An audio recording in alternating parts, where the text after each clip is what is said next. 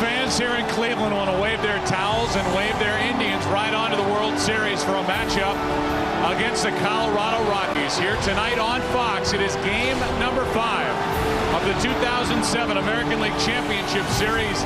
Indians-Red Sox, Cleveland up 3-1. And now welcome to our broadcast booth, everybody. I'm Joe Buck. That is Tim McCarver. Hi, I'm Bobby Kelty. I play with the Boston Red Sox, and this is today's lineup. Batting first, playing second base, Dustin Pedroia. Batting second, playing first base, Kevin Youkilis. Batting third at the DH spot, David Ortiz. Batting fourth, playing left field, Manny Ramirez. Batting fifth, playing third base, Mike Lowell. Batting sixth, playing right field, Bobby Kelty. Batting seventh at catcher, Jason Varitek. Batting eighth, playing center field, Coco Crisp. Batting ninth, playing shortstop, Julio Lugo. And on the mound for us tonight is Josh Beckett. How is this night going to start here in the first inning with the 19-game winner, CC Sabathia, on the mound? He does have a win this postseason, but a huge ERA, and he has been uncharacteristically wild. To the shortstop, Peralta gets a high hop.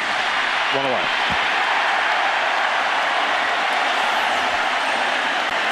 Joe, you mentioned the wildness of CC Sabathia. At no time in his career, and this is his 7th year, no time in his career has he walked 11 batters in 2 straight starts. So he's got to find the strike zone. And perhaps Eric Wedge is thinking, well, he opened the division series, he opened the ALCS. Perhaps with a 3-1 lead and a 3-1 edge, he'll be a little calmer tonight. We'll see.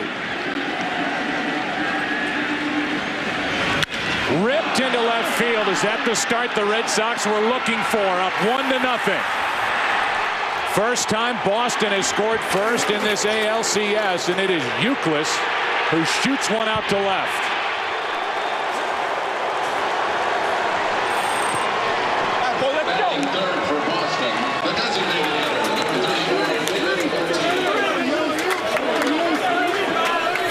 What a rocket. An inside fastball. Inside part of the plate. Hammered. I mean hammered to left field. As the Red Sox jump on top early. The last 9 runs scored by Boston in this series via the home run ball.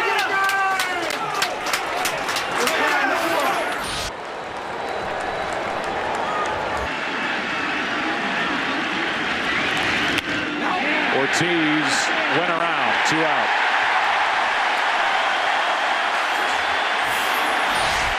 Three quality pitches to David Ortiz. Good fastball and then 2 breaking balls. Let's take a look at the keys to the game. For the Red Sox, it's win or see in Fort Myers. That's their spring training facility. The Indians will try to finish the job. They do not want to go back to Boston. 1 ball, 1 strike. And a flare into left center field might fall. It will fall. Lofton can't get to it before Ramirez will end up at second base with a 2-out double.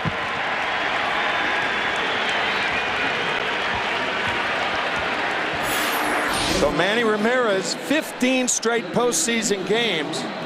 He is a hitting machine. There is no question about that. Kenny Lofton can't make, even on the first top, he didn't hit it well, but sometimes when you walk out of the box on a home run, you're used to walking out of the box. And that's what obviously is the case with Manny Ramirez. He doesn't run hard to first base on balls on the ground, but the guy can hit. He's done the same things for the last 14 years. First with the Indians, now with the Red Sox. He's hit and walked out of the box. He's got Ramirez out there, 2 out. And he loops one into right field. That's going to fall. Manny Ramirez coming. Throw by Gutierrez to the plate. Ramirez is out, and the first half inning is over.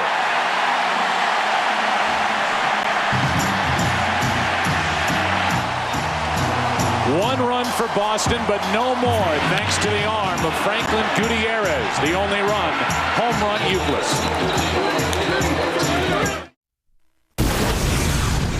Hi, I'm Casey Blake, and here's tonight's starting lineup. Leading off is G Size, Grady Sizemore. Batting second, Scroobs, and Drupal Cabrera. Batting third, T-Pronk, Travis Hafner. Batting fourth, Victor Martinez. Batting fifth, Ryan Garco. Batting sixth, Johnny Picks, Johnny Peralta. Batting seventh, Kalo, Kenny Lofton. Batting eighth, Franklin Gutierrez, Goot. And I'm batting ninth. And towing the slab tonight is CC Sabathia. Good work, Casey Blake, in the starting lineup for Cleveland, brought to you by Dick's Sporting Goods. And here is Josh Beckett. The Red Sox would not want any other man on the mound than Josh Beckett. It was 2-0, now it's 2-2.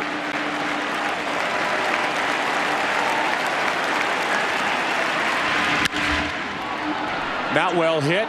Shallow left field. Can anyone get there? No. Kicked by Lugo for a moment, and it's a leadoff double for Grady Sizemore.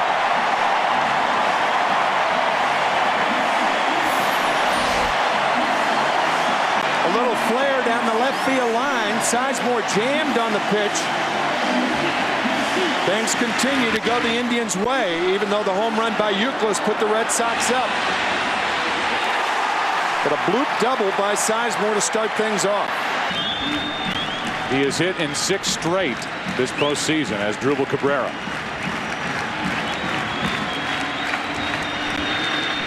He will let him swing, and a base hit into right. Sizemore will hold at third, and it's first and third, nobody out. What you do, thinking he's bunting, by bunting on the first pitch or looking like you're bunting, you dupe the pitcher into throwing a fastball. That's what happened. He got a fastball right down the pipe. Euclid was in. He drilled it past him.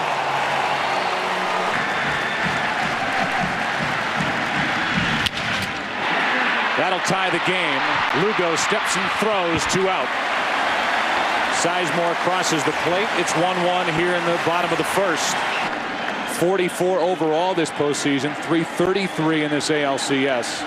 Is at the plate. And a line drive into left's another hit. Third of this first inning against Beckett by the Indians.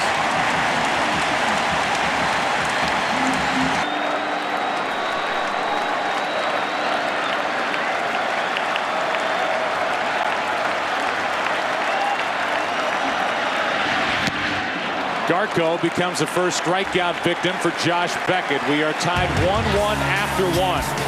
We've got action. Top of the first inning. Gutierrez to Victor Martinez. Manny Ramirez out at the plate. And then on the double play ball, the Indians tie it. Game 5, tied at 1 after 1.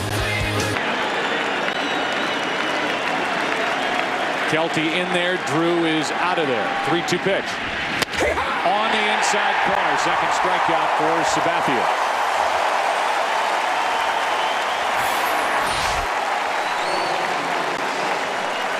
Kelty thought it was inside. Looked like it had the front corner.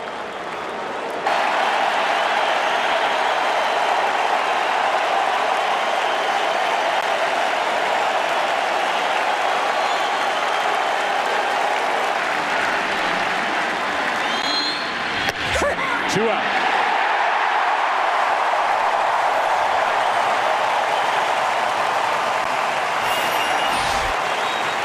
I have no idea what Coco Crisp was looking for there. That ball right down the pipe. A low strike and a good one from Sabathia. The 1-1 to Lugo. Little pop up, shallow right. Gutierrez coming on. We go to the bottom of the second here in Game 5 in Cleveland, Ohio. Indians coming up. Tied at 1. The 2-2. Got him with it again. And if Peralta was up there looking for one fastball after another, he goes back to the dugout, and he'll be talking about Josh Beckett's curveball. They got the one fastball on the first pitch, and then 4 straight curveballs gets Peralta. And now Kenny Lofton, who was busy before tonight's game, shaking hands.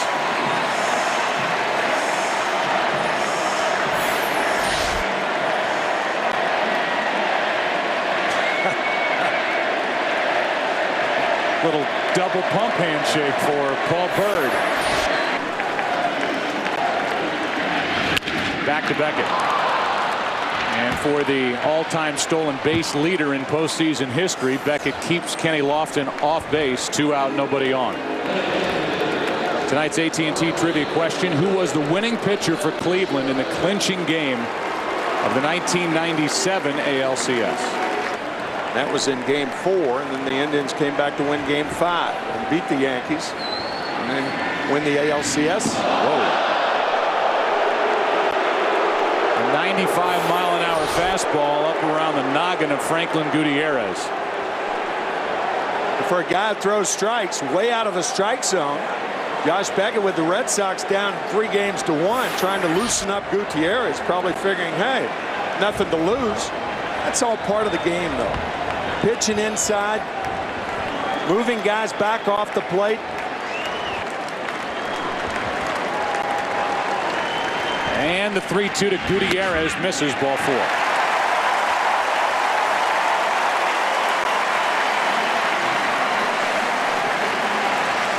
First walk of the night handed out by Beckett. Luke was charged with an error on a throw over by John Lester in Game 4. Blake strikes out. That is 3 on the night for Beckett, and the top of the order is coming up for Boston in the 3rd. That includes David Ortiz, the DH, retired 1. Those responsible in handing out those contracts with the New York Yankees made him an offer he could refuse, and he did.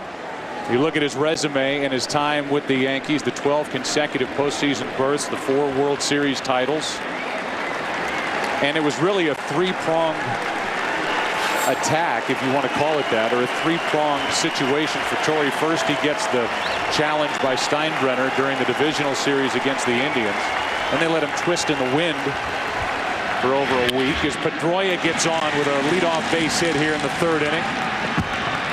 And then this contract offer, and Joe Torre finally said enough's enough. I am not signing that deal, and this is such a complicated time, Tim, for the Yankees, who have, and for the Indians, they try to clinch either a pennant, their first pennant here at home since. Here's a ground ball back to Sabathia. Out at second, out at first, 1-6-3. And the 9th double play turned in this series by the Indians defense. 2 out.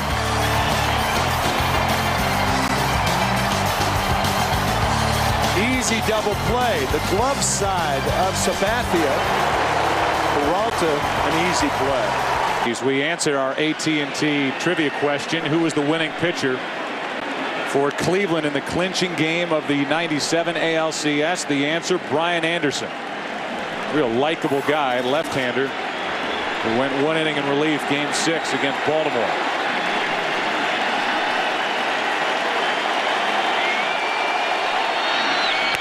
Until now.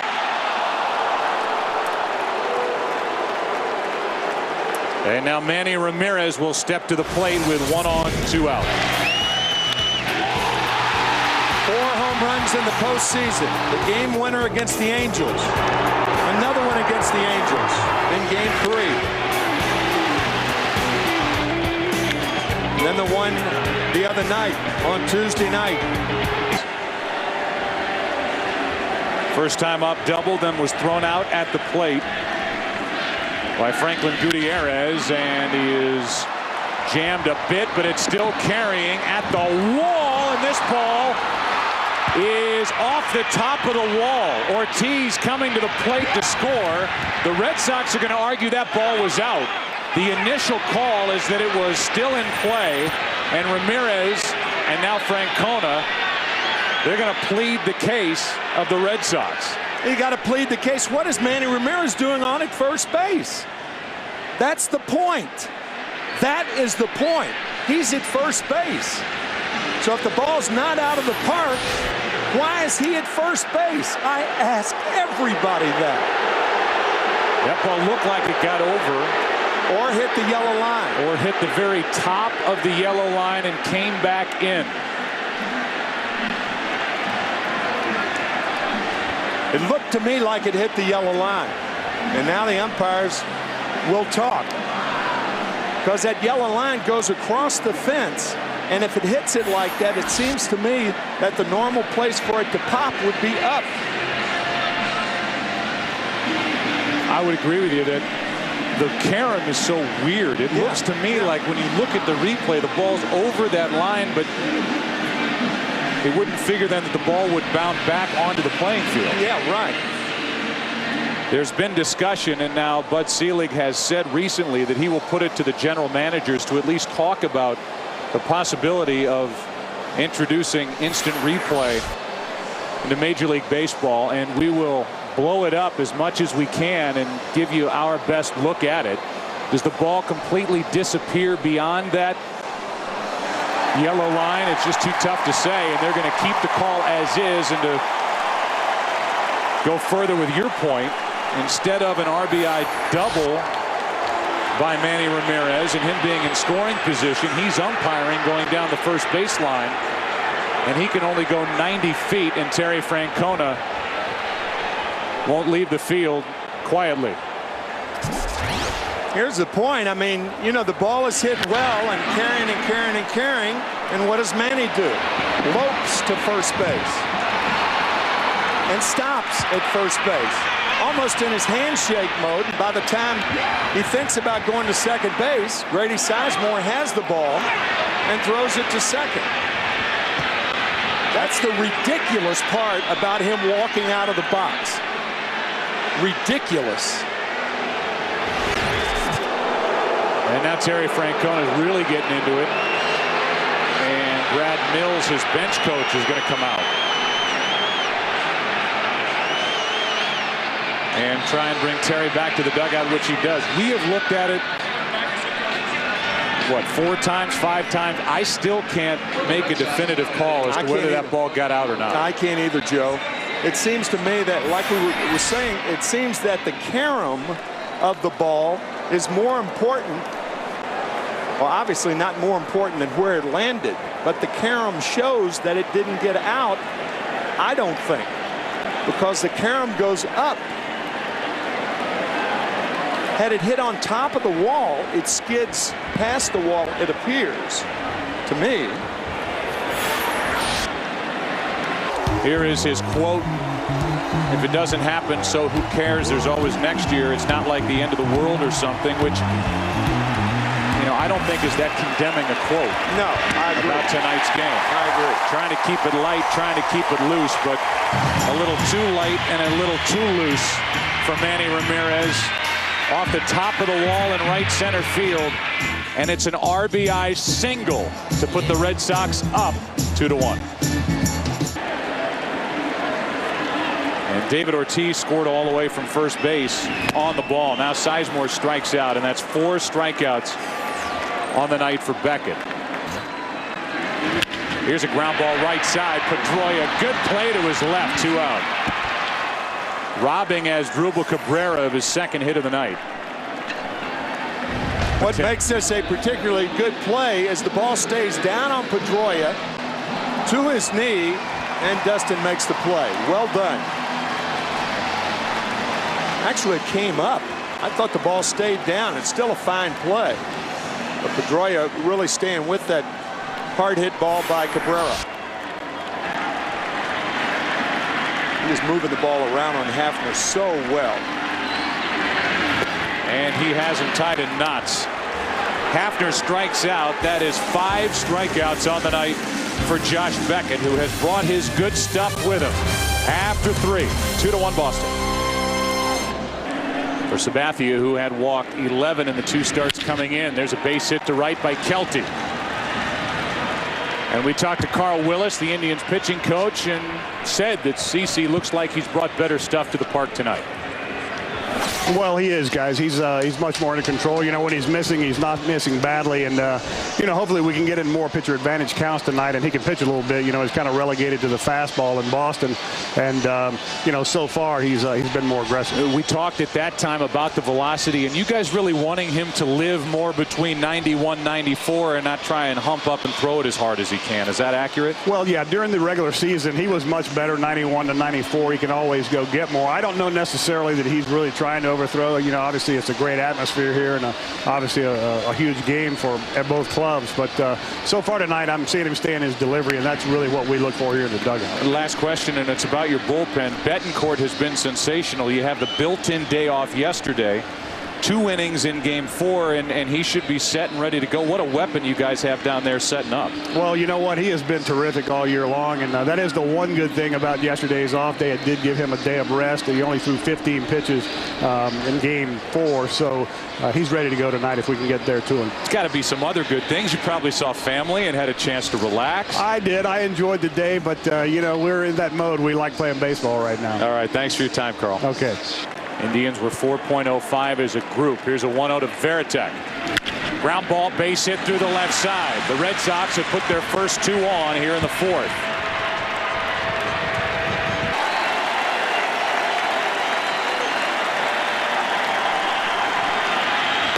Instead, he lets him swing, and he strikes out. And Coco Crisp and his troubles continue. That looked like a slider. Certainly something down, and Crisp going for it. No, it was a fastball. Now it's Lugo, first and second, 1 out, and a ground ball, double play ball to short. Red Sox put their first 2 on, and the bottom of the order can do 0 with it. Bottom of the 4th inning in Cleveland. What a job by Sabathia to get into and out of trouble. Still 2-1 Boston. John Farrell, the pitching coach on the other side with Boston Red Sox, chatted with us during the last break.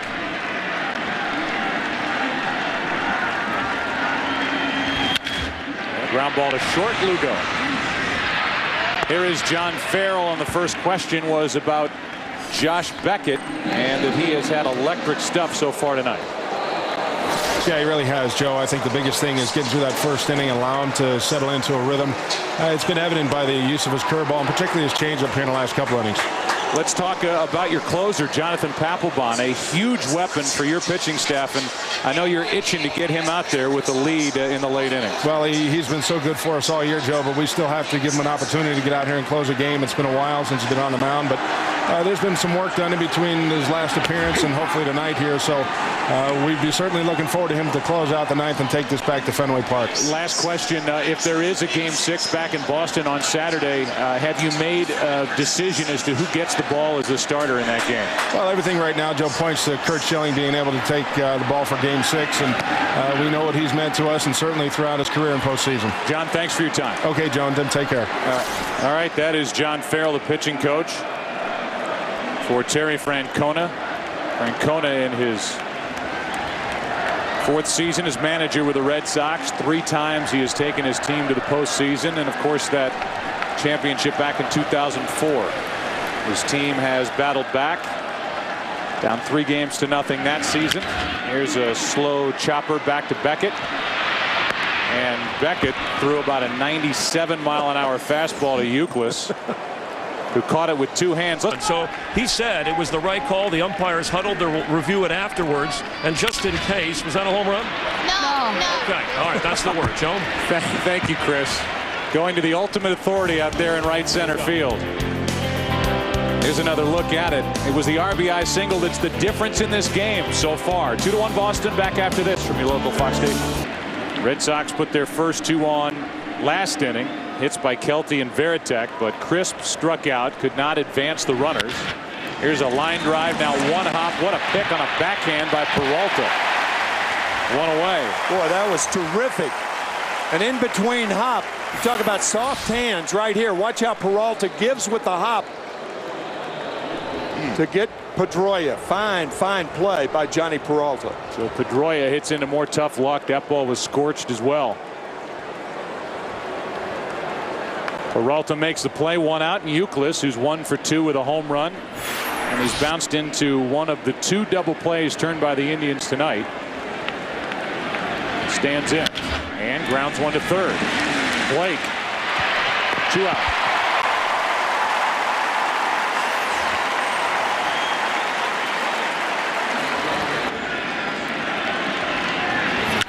And look at that. David Ortiz with an inside-out swing for a base hit to left. And the red-hot Manny Ramirez will bat here in the 5th.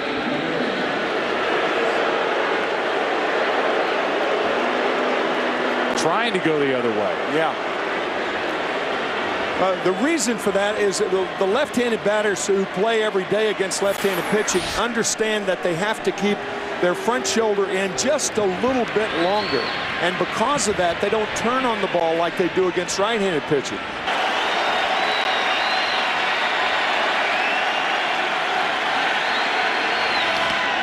That gets back to the screen, and Ortiz will go down to second on the wild pitch, and it's a 3-2 count on Ramirez. And here comes Carl Willis. How about this visit? With a count of 3-2, this is a visit. This isn't about mechanics. This isn't about anything but this next pitch. Yep. Big 2 for the Red Sox. No more formidable tandem in baseball than these two guys. And you see the top line, help wanted. They've got some help tonight from Euclid.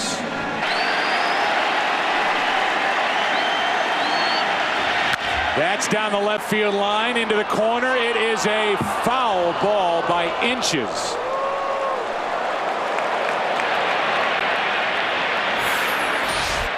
Very quick hands by Mike Lowell, and just foul.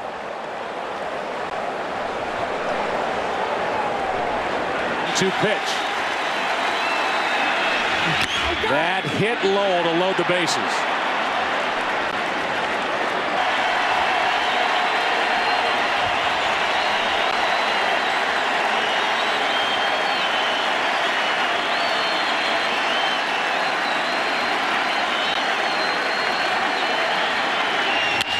Kelty in the air to right, easy for Franklin Gutierrez. The Red Sox have stranded 7, hit into 2 double plays, and lost a man at the plate. Halfway through game number 5, Boston still up 2-1. They're watching one of their favorites, Kenny Lofton, dig his way in to lead off in the bottom of the 5th. Still 2-1 Red Sox. Lofton has hit a comebacker to Beckett and is only at bat. Beckett wanted the call, didn't get it. It's up for ball 3, 3-0.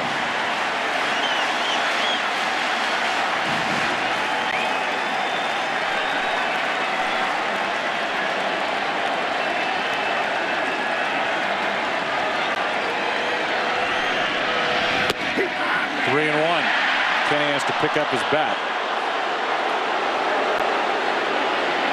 Ben thought it was low. He may take another one here. Making Beckett, in effect, throw 3 strikes in a row. That was high enough. 3-1. In the air to left center field. So Beckett comes back from a 3-0 count and gets Kenny Lofton to fly out to left. One away, and now it's Beckett and Lofton coming together in the middle of the field. And thankfully the umpire, the home plate umpire, Gary Cederstrom, went sprinting out there and was in the middle of that as the benches and bullpens both empty. So far no punches or anything thrown.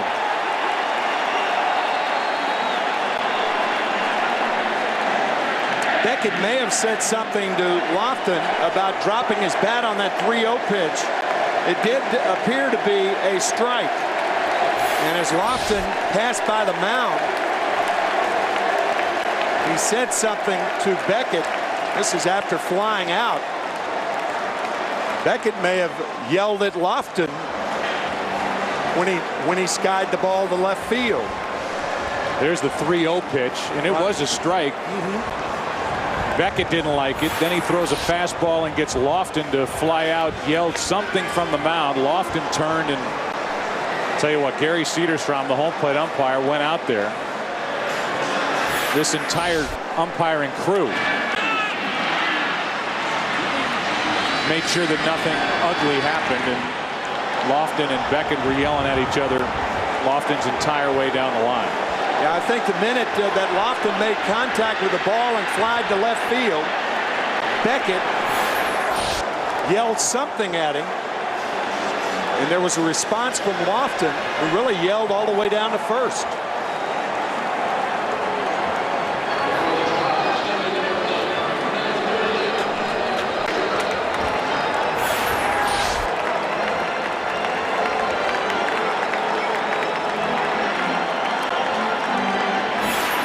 see Beckett right after the flyout. Meanwhile, 1 out, nobody on, and the batter will be the number 8 hitter, Franklin Gutierrez. I mean, you're looking at a big game pitcher in Josh Beckett. He has proven that time after time, even though he's only 27 years old. He did that certainly with the Marlins back in 2003 in the World Series over the Yankees. 3-2 pitch to Gutierrez. Got him looking. Strikeout number 6. 97 on the fastball from Beckett. And 6 in a row retired by Beckett. A tailing fastball to get Gutierrez. With Boston, the Red Sox hitters haven't given him much breathing room. A 2-1 lead and a line drive into center. Base hit, Casey Blake, and the 5th inning still alive.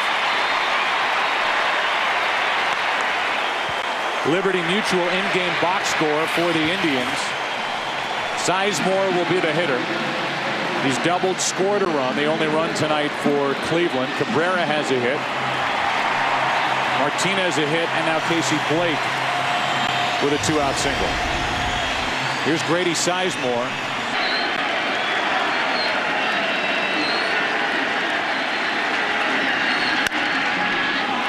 Beckett can't get it, and neither can Lugo, who knocks it away from Pedroia. 1st and 3rd, 2 out.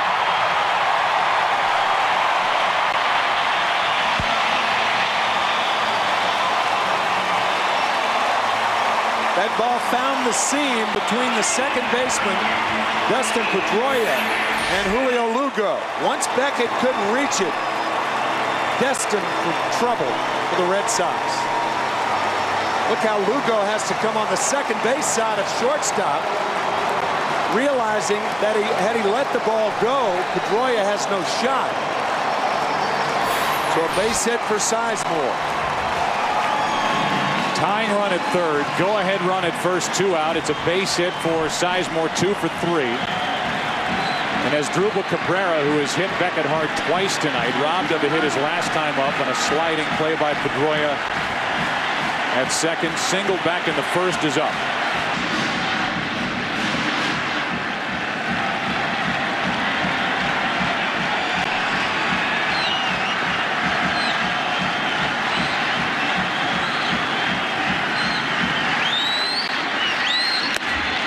Another strikeout for Beckett, number 7 on the night.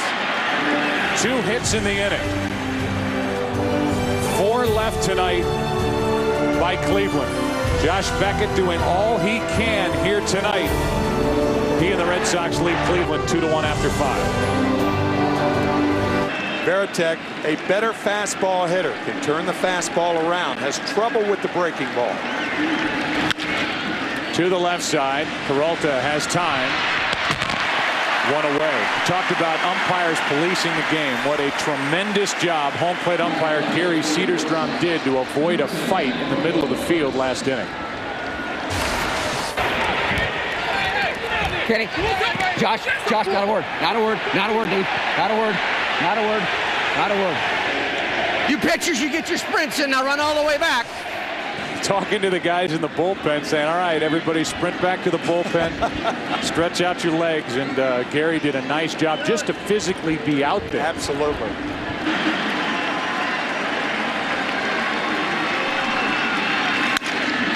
Sounded like he broke his back. Casey Blake at 3rd, 2 out. We talked to Terry Francona before this game and asked him if Papelbon would be available for a 2-inning save.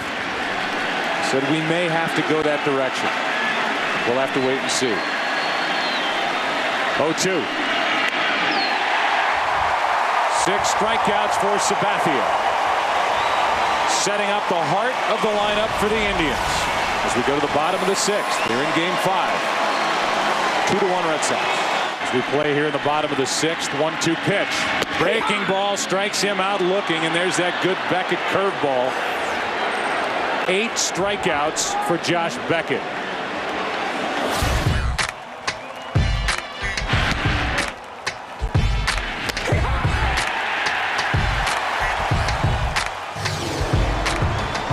"39 wins between them during the regular season, and there are the numbers. 5 hits for the Indians against Beckett, 8 for the Red Sox against Sabathia. Pitch count way up for CeCe. but only a one-run Boston lead. Sabathia has been able to limit the damage, and he's had 2 double plays turned behind him. Here's Victor Martinez.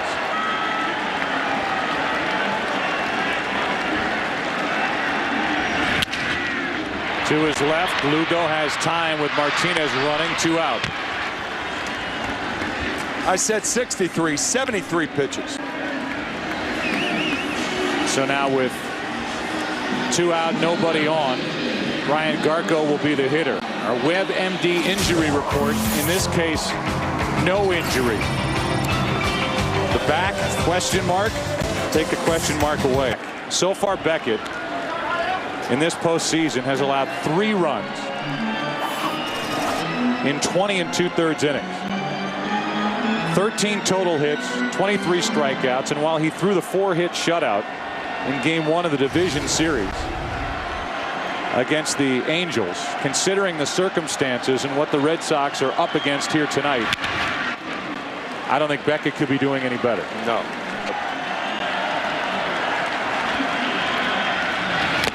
Another strikeout for Beckett. His dominance continues. He has struck out 9 as we go to the 7th. Top of the order coming up for the Red Sox. They lead it by 1. Back after this from your local Fox station. Dustin Pedroia, leadoff man in the lineup for Terry Francona, to try and get something started for Boston. There is action for the Indians in their pen. And Pedroia into right center field trying to plug the gap. He's done that. Pedroia will have at least 2. It's played well by Sizemore, and it's a leadoff double for Dustin Pedroia. Francona stuck with him, and he has had good at-bats here tonight. 3rd time in this game that Boston has had their leadoff runner on, but the first time that they've had the leadoff runner on at second base. And this inning could prove to be a big inning because you've got Euclid, Ortiz, and Ramirez and Lowell batting, not the bottom of the order. Hit the ball the other way to advance the runner. I don't think so with Euclid right here. He's swinging the bat too well. 2 balls and a strike. Runner at second, nobody out, and Euclid into right center field. That will at least advance the runner as Sizemore can't make the play. Knocks it away. Pedroia will score, and Euclid ends up at 3rd. It's 3-1 Boston here in the 7th. One look cost Grady Sizemore from going full blast after that ball. The ball was tailing back to Gutierrez, and that one look by Sizemore, thinking Gutierrez had it right there. That look. Now by the time he turns it on, the ball hits off the end of the glove. Euclid has a double. Pedroia scores to increase the Red Sox lead. Make that a triple by Kevin Euclid.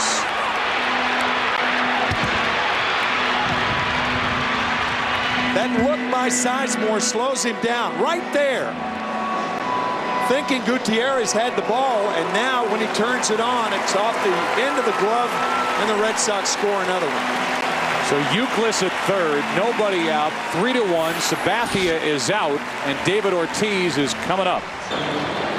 CC Sabathia with frustration after exiting here with 112 pitches on the night. Responsible for Euclid at 3rd. You would think that Sabathia would stay in to deal with a lefty Ortiz, but instead it's Betancourt, and Rafael Betancourt has made a name for himself this postseason, and in this ALCS in particular. The 32-year-old former shortstop in the Red Sox organization has been virtually unhittable, only 1 hit so far in this ALCS. Bases empty, 276 during his career in the postseason. Runners on, 385. Runners in scoring position, 2 out, 500. He's had 8 game-winning RBIs in 45 career postseason games. And his numbers are outstanding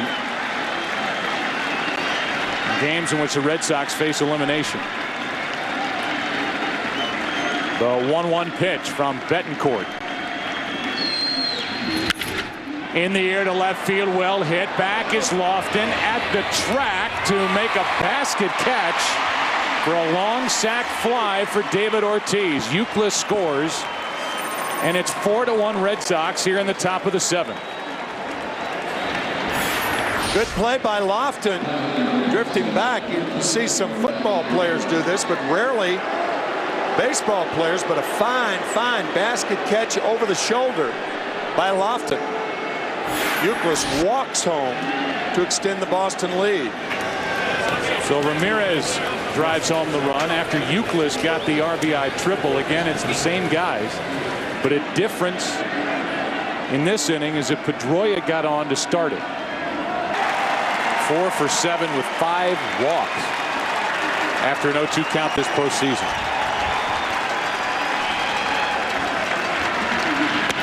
On the outside corner as Betancourt gets the call, 2 out. And you've got to thread the needle to get him, and that's what Betancourt did, right on the corner.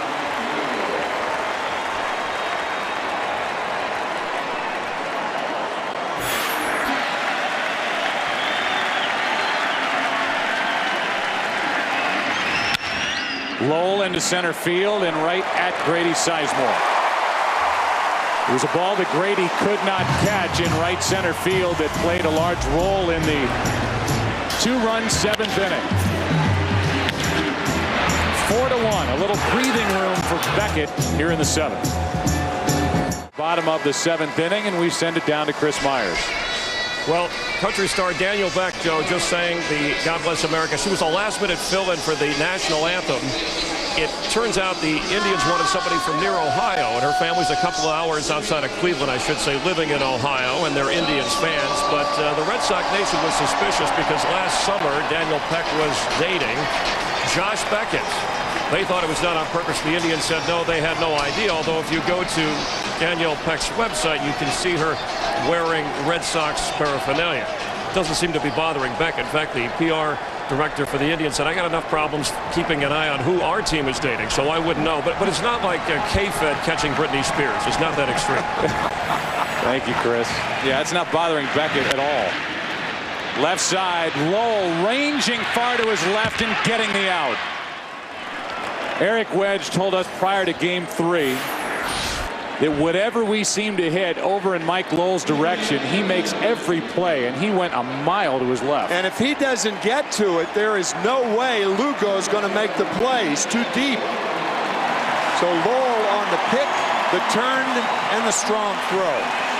Yet nobody has more respect for Mike Lowell than Eric Wedge. In fact, Peralta just looked out at Lowell on his way back to the dugout. Mike with 15 errors on the season, but he is an elite major league third baseman. Now Rafael Perez, a left-hander, getting loose for Cleveland in their pen. J.D. Drew just took over in the outfield. He's now in right. Bobby Kelty is out. Drew is set to lead off in the top of the 8th. So economical with his pitches as he works with 1 out in the 7th. 86 on the night. That's with 9 strikeouts once again. He still has the good fastball, and his curveball tonight has been devastating.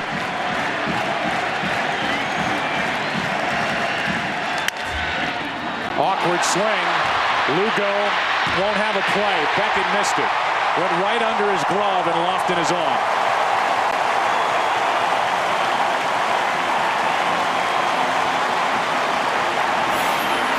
He saws Lofton off, and when Beckett can't make that play, nobody else can either.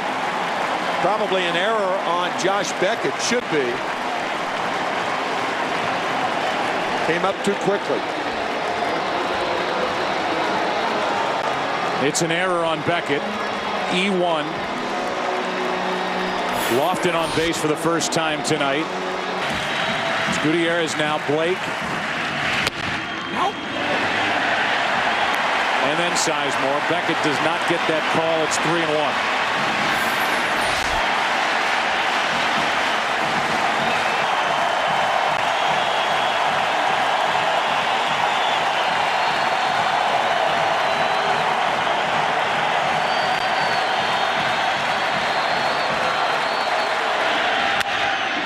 In the air to left center field. Gutierrez went up to get it. Skies it to Coco Crisp. 2 out. There's a big out for Beckett with a 3-1 count to get Franklin Gutierrez. No start tonight for Trot Nixon. And Gutierrez is now 2 out of 14 in this LCS.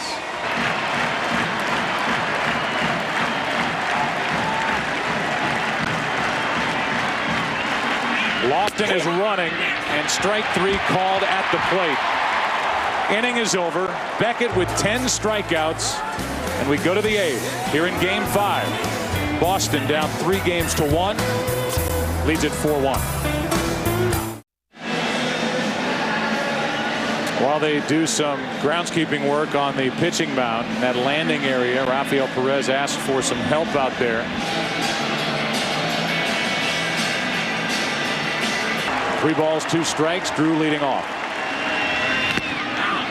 Drew checked his swing, and it's a leadoff walk.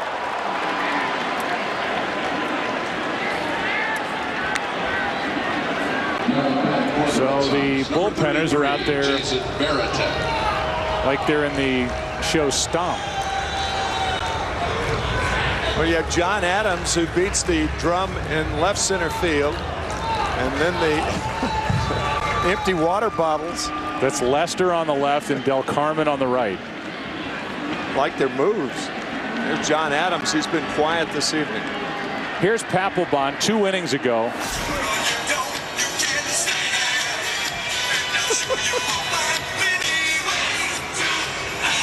Doing the YMCA while he's jogging around out in the bullpen. And there's nobody better on the mound than Papelbon. You've seen the promos. The Next Great American Band premieres Friday, October 19th on Fox, and at least percussion-wise, whether it's John Adams in the upper deck here at Jacobs Field or the guys in the bullpen,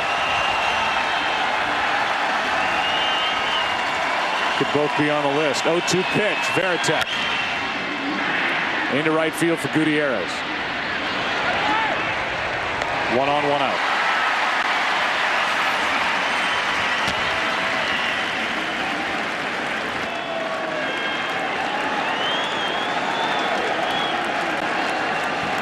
Drew at first with a small lead, and Perez to second, throws it right into the dirt, and it's 2 on with 1 out. That'll be an error on Rafael Perez. Joe, last year during the World Series, we saw the Detroit Tigers staff commit 5 errors, and it seemed like every error led to a big run by the St. Louis Cardinals and led to the Cardinals being world champions. I think it's epidemic in baseball that pitchers are not fielding their positions as well as they used to. I think those drills should be rushed. You know, a pitcher throwing to a base anyway, he's used to throwing a ball that moves, and it's very difficult for them to pick up a ball and throw it straight. You see that an awful lot. Now, pitchers not fielding their positions effectively. Papelbon now to the point of his preparation where he's up on the mound and starting to think about what may come his way. Tom Masney getting loose. He was the winner in Game 2. Now Lugo trying to bunt for a base hit. Perez, his throw too late. And Lugo gets his first hit of the night and only his 3rd of this series. And he loads the bases with 1 out for Dustin Pedroia. So it's not Coco Crisp, but Julio Lugo, who lays down a blueprint down the 3rd base line. All you have to do is get it in that area, and with Lugo's speed, no way to get him, and that's going to be all for Perez. Pedroia coming up. The bunt base hit for Lugo. The bases are loaded. 1 out. A chance for the Red Sox to bust it open, and Tom Masney is coming out of the bullpen for the Indians.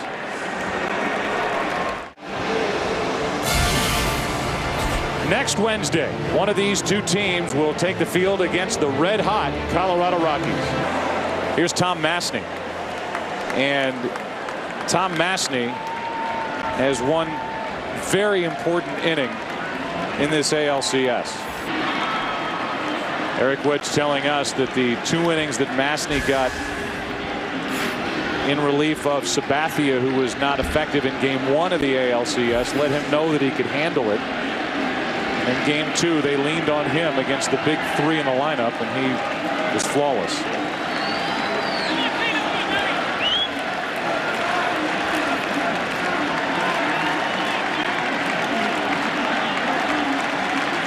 Pedroia tonight has hit the ball hard 3 times. He's 2 for 4.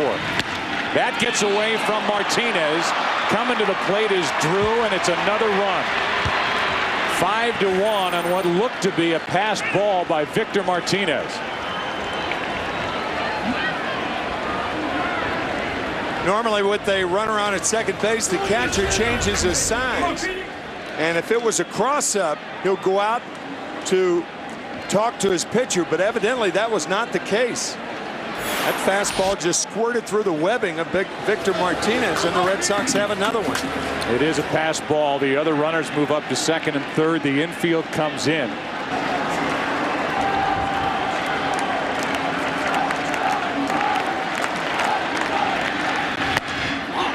That's low. To load him up again for Kevin Youkilis. Back to 1967. They won games 5 and 6 and then lost game 7. 1986 against the Angels, they swept on through and won it in 7 games. 99, they lost the next game, game 5 to the Yankees, and then in 04, not only down 3-1, they were down 3-0 in games and came back and beat the Yankees. Went on and beat St. Louis in the World Series. Red Sox have already seen Manny Ramirez walk 3 times with the bases loaded in this series. And now Youkilis does it to force home another run and make it 6-1.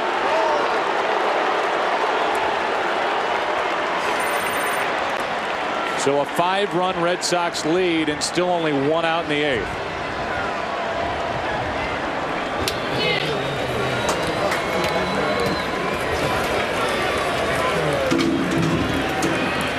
Ties a single postseason series record. And a visit from Carl Willis, trying to help Masny figure out how to get Ortiz.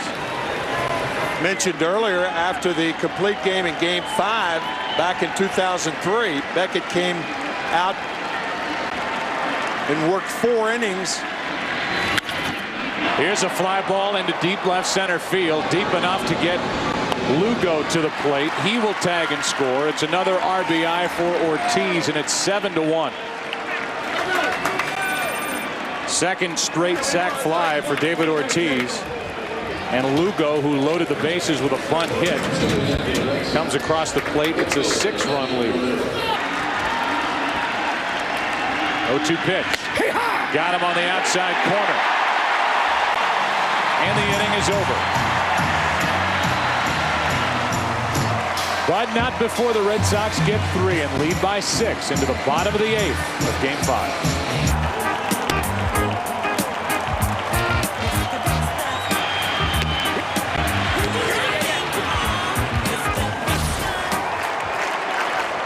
Josh Beckett back to work, and first pitch swinging is Grady Sizemore. Jacoby Ellsbury just into the game, makes the play out in left, and there's a 20-plus minute layoff. Beckett goes back out there with his team up by 6, and Grady Sizemore goes after the first pitch and flies out to left where Ellsbury's waiting for it.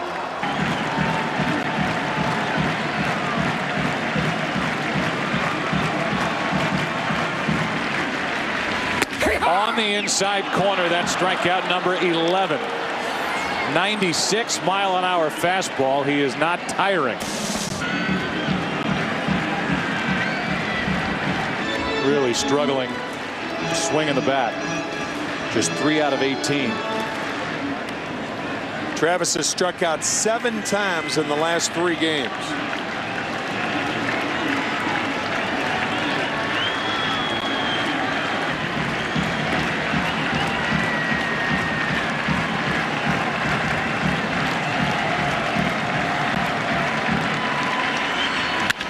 Up the middle.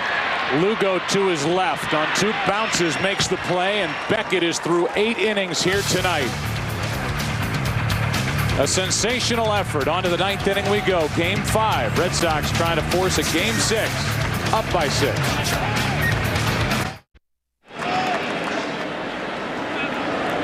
After coming off the field, getting through the bottom of the 8th, big game Beckett getting high fives from his teammates as Lowell goes after the first pitch and flies into Sizemore, 1 out here in the top of the 9th inning. Beckett is on his way to a 3-0 record this postseason. And tonight, he'll end up going 8 innings, allowing 1 run on 5 hits, 1 walk, 11 strikeouts. Beckett hopeful that he starts next Wednesday night at Fenway against the Colorado Rockies. But boy, do the Red Sox still have a ton of work to do in order for that to happen. And yet, I think they're going to be facing one of the most confident teams down 3-2. That's a great point that they could ever face. Yeah, you're right.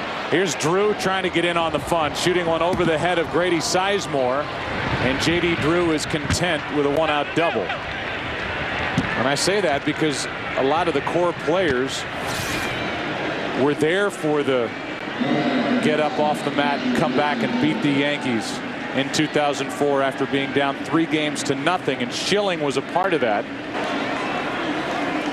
In the bottom of this 9th inning, the Indians will have their 4, 5, and 6 hitters, Martinez, Garco, and Peralta. You would figure against Papelbon, who needs to get an inning's worth of work. And he's getting ready. With an off day coming tomorrow. Drew gets to 3rd on the 2nd out of the inning as Veritek bounces back to Masney. And Coco Crisp is coming up.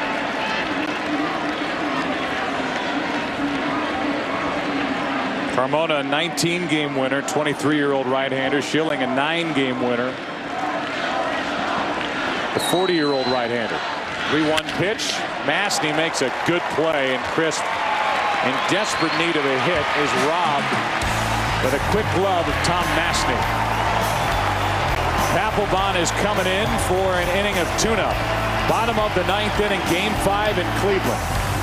Boston trying to stave off elimination, up by 6.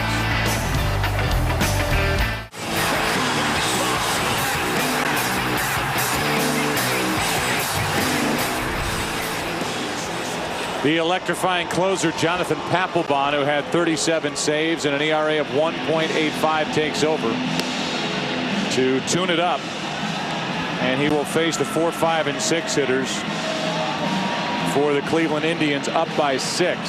Meanwhile, before the game, obviously a lot of conversation around the ballpark tonight about Joe Torre not coming back to the Yankees, and Terry Francona, the manager of the Red Sox, gave his pregame talk to the media, answered questions, and 3 of the first 5 questions were about Joe Torre and about the Yankees.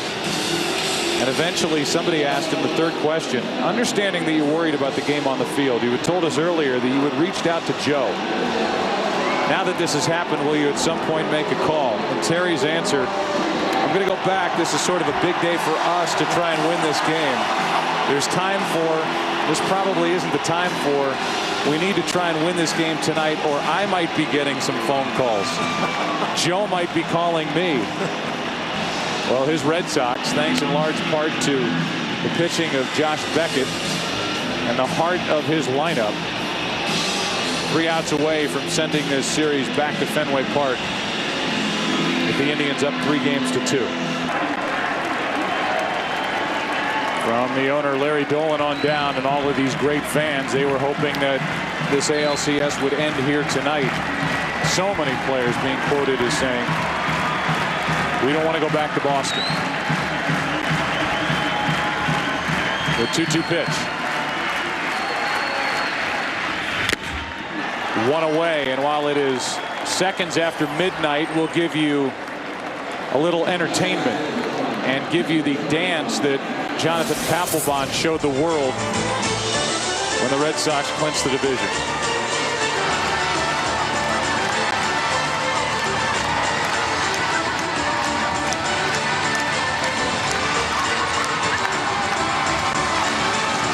than his general manager, Theo Epstein, coming over and saying, okay, I think we'll sit this next dance out.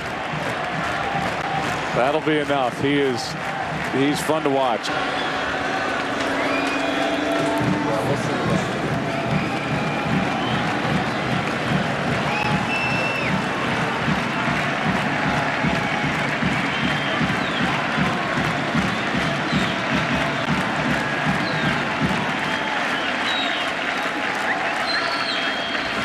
Garko gets into one to center field. That ball was scorched.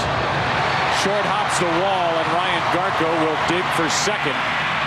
Trying to give the Indians some life here in the ninth inning. 1 on, 1 out, down by 6.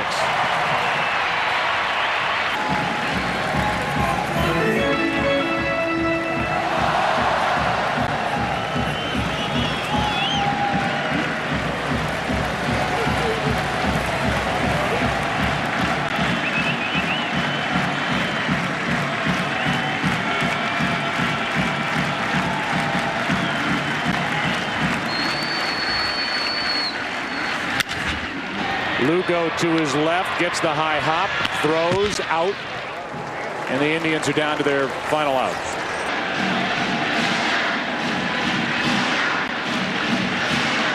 #11th time in the postseason for Lofton, and he is still searching for that first World Series ring.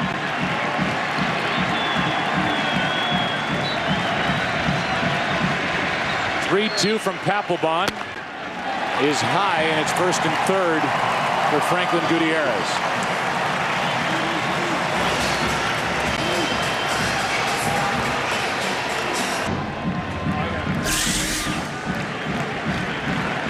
Football on Sunday, baseball on Saturday night. If Papelbon can end it. 7-1, bottom of the ninth inning, 1st and 3rd, 2 out. Lofton takes second, and Gutierrez flies one into center field.